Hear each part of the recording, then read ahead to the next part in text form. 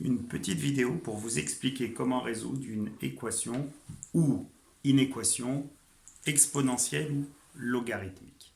Alors vous allez vous rendre compte d'une chose, c'est que tout ce qui va suivre va reposer sur un résultat, le résultat qui découle du fait que les fonctions exponentielles et logarithmes sont liées l'une de l'autre du fait d'être réciproques l'une de l'autre. Ce qui signifie que exponentielle de ln de x, quand cela existe, à savoir quand ln de x existe, donc pour tout x strictement positif, est toujours égal à x, et ln de exponentielle de x, quand cela existe, à savoir tout le temps.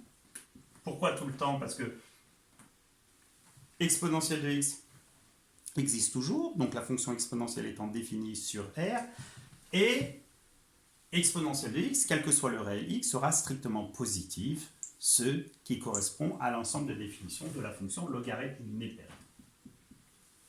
Est égal à x. Vous allez voir qu'à partir de ces deux résultats, bien sûr qu'il faut maîtriser, on va pouvoir résoudre n'importe quelle équation ou inéquation exponentielle ou logarithmique en ayant en tête un minimum de connaissances. Alors, quand je vous dis minimum de connaissances, c'est-à-dire quoi précisément? Alors, il va falloir vous ramener, si possible, je dis bien si possible, à une équation ou une inéquation de la forme exponentielle de x. Alors ça peut être x, ça peut être grand x, ça peut être y, ça peut être x plus 2, ce que vous voulez. Exponentielle de x égale à a.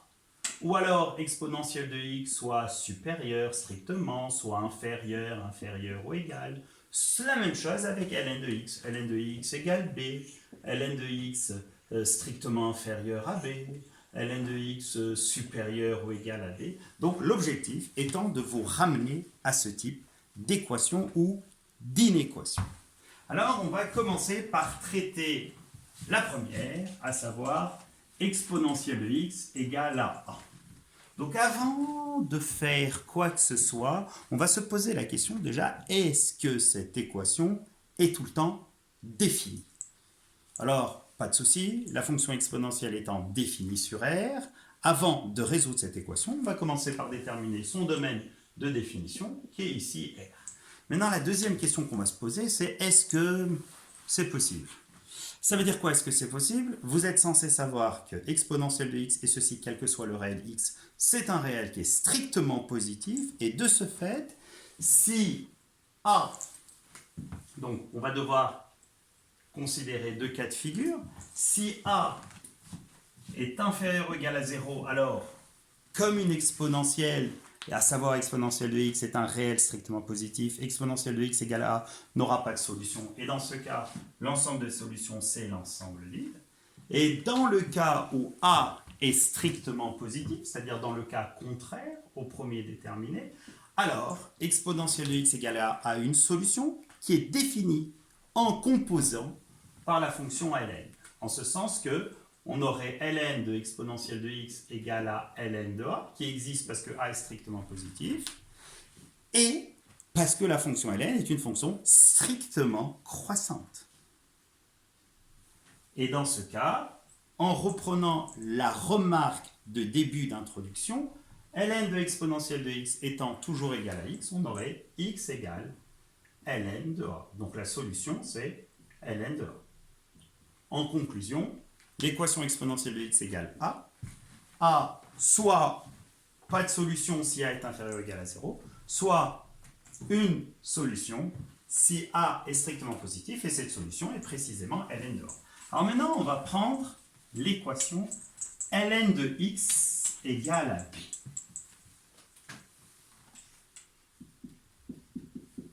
Attention, contrairement à la fonction exponentielle, la fonction ln n'est pas définie sur R. Donc là, ensemble de définitions associées à cette équation, c'est l'intervalle 0 exclu plus infini. C'est-à-dire qu'un nombre x ne peut être solution de cette équation uniquement s'il est strictement positif.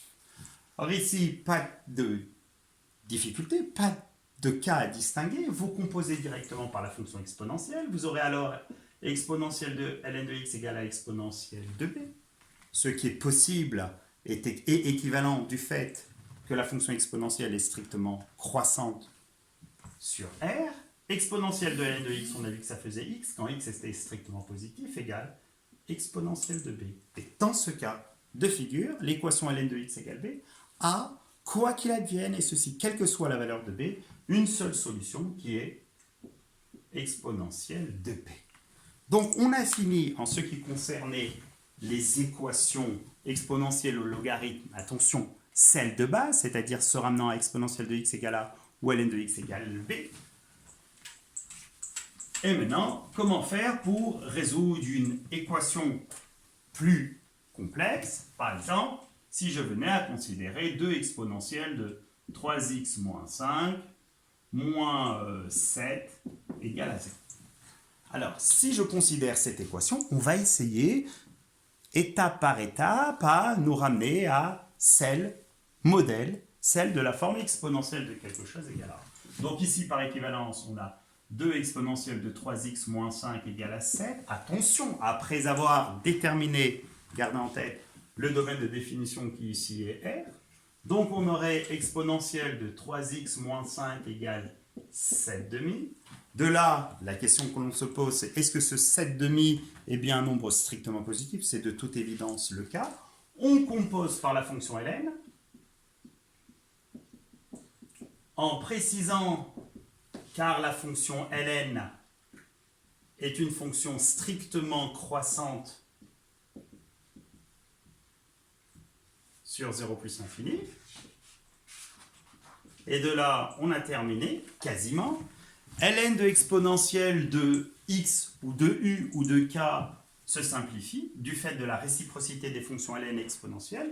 Et on aboutit alors à 3x moins 5 égale à ln de 7 demi, ce qui se ramène à 3x égale ln de 7 demi plus 5. Et au final, x égale ln de 7 demi plus 5, le tout sur 3, qui est de toute évidence un réel. En conclusion, on conclut toujours, la solution est unique, elle est égale à ln de 7 demi plus 5, le tout sur 3. Parfait. Alors maintenant, si on venait à résoudre une équation plus compliquée que le modèle, mais cette fois-ci une équation logarithmique.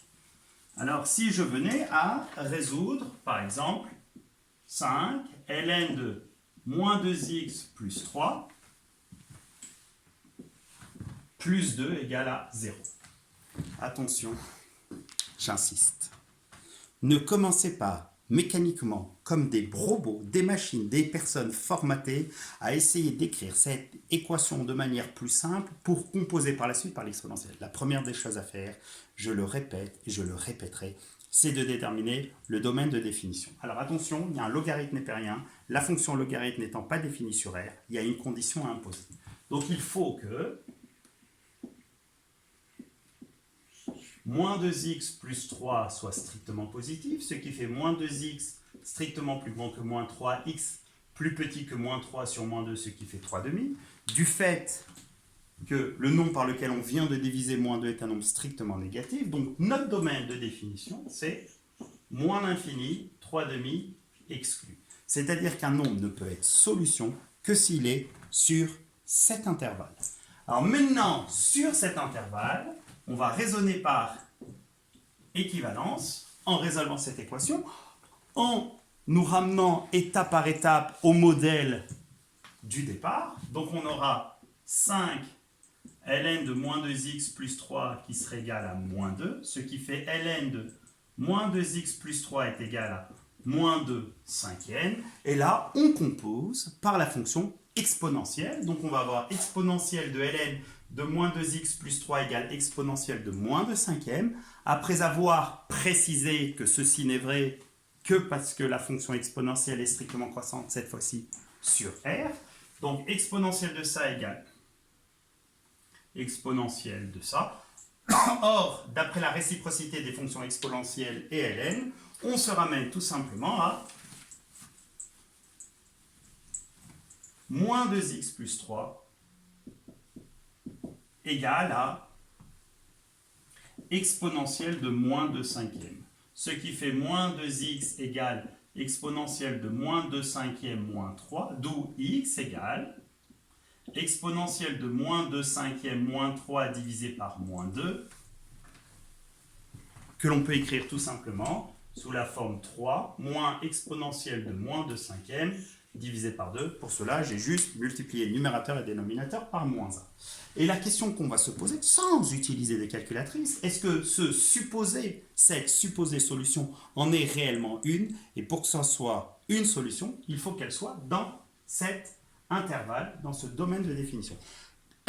Alors c'est bien le cas parce que exponentielle de moins 2 cinquièmes est un nombre strictement positif, donc 3 moins exponentielle de moins 2 cinquièmes sur 2 est bien plus petit que 3,5. En conclusion, comme ce nombre x appartient à D, alors l'équation a une solution qui est 3 moins exponentielle de moins 2 cinquièmes sur 2. Et les inéquations, eh bien, elles seront vues dans une autre vidéo.